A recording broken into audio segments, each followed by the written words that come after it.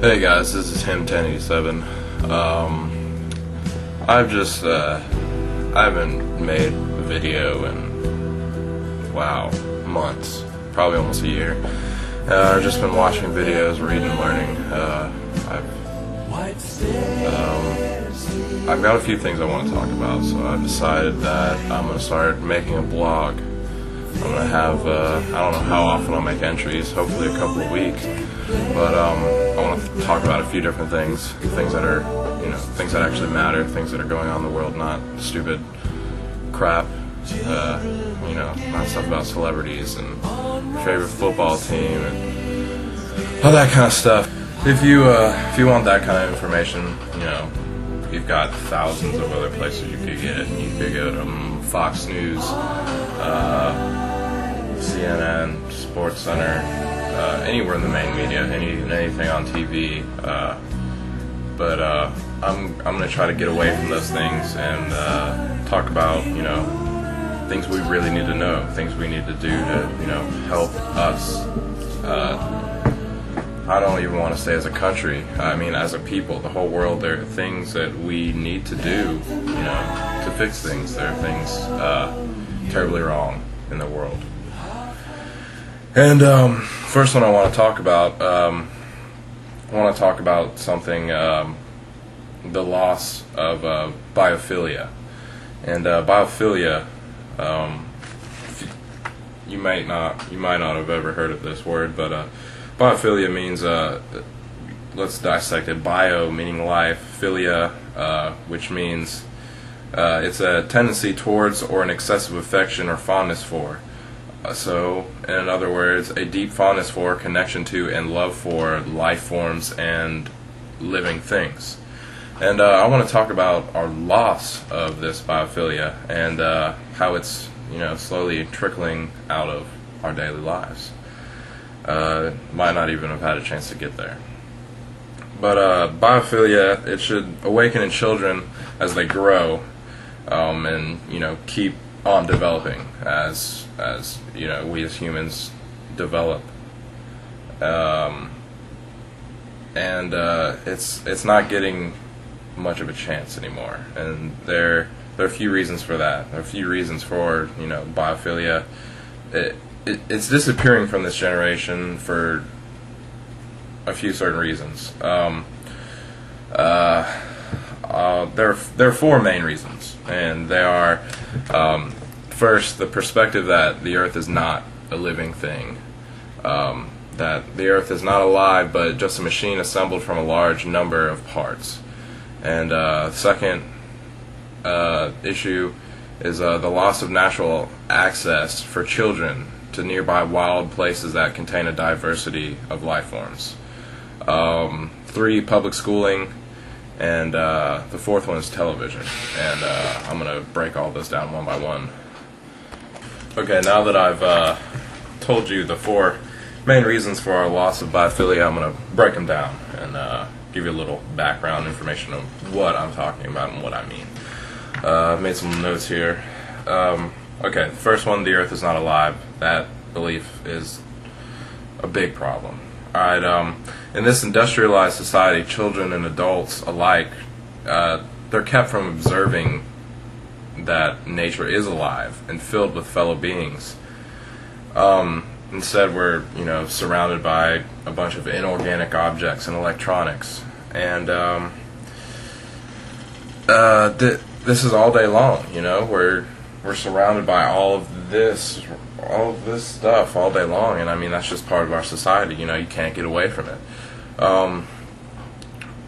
So unless you're blessed, or some other child that we're talking about, unless they're blessed with relatives who understand that this perspective that the earth is not alive is incorrect, then children are unlikely to receive support at home, school, or in society for their natural perceptions of the natural world. And they're taught and will learn to suppress these ideas. We shouldn't be suppressing anything natural. It just doesn't make sense. It's wrong. Alright, so the second one, the loss of access to wild places that contain a diversity of life forms. Human beings, over the course of their existence, have had frequent contact with wide varieties of wild animals, wild plants, and ecosystem structures. These were and are intricately bound up in what and how human beings are. This kind of contact generates specific types of responses in people that have been a part of human experience.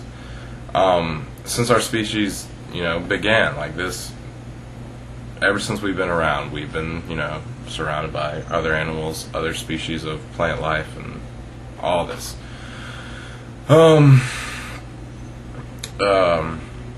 And as the number of these wild animals, plants, ecosystems are depleted, as local ecosystems become industrialized and, thousands of plants and animals are killed and trees are cut down and, thrown on a slab of cement and start building. Because of all this, kids have less and less occasion to come into contact with the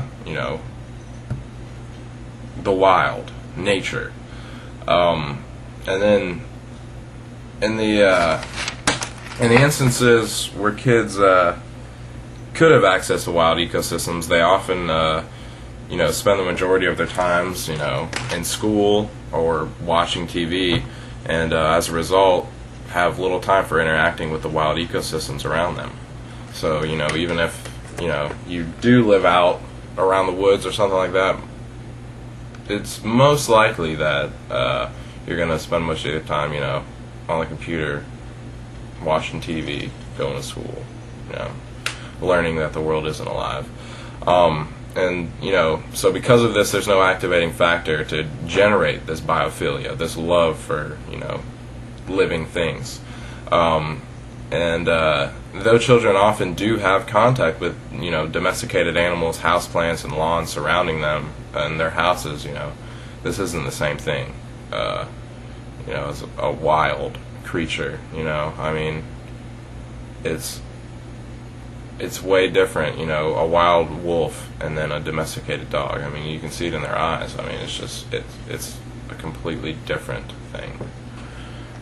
So pretty much in the same way that wild dogs have become domesticated, wild cats, have become domesticated to be pets, we've lost our wild. We've become domesticated in a way.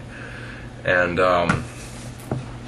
I want to read some out of this book called The Lost Language of Plants. Awesome book.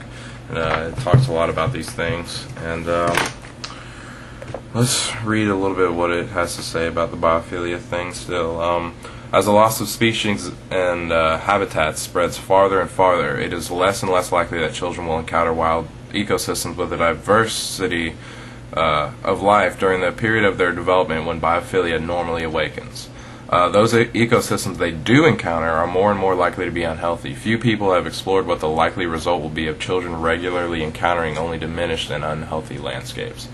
Will any biophilia at all be generated in diminished landscapes? What kind of biophilia will it be?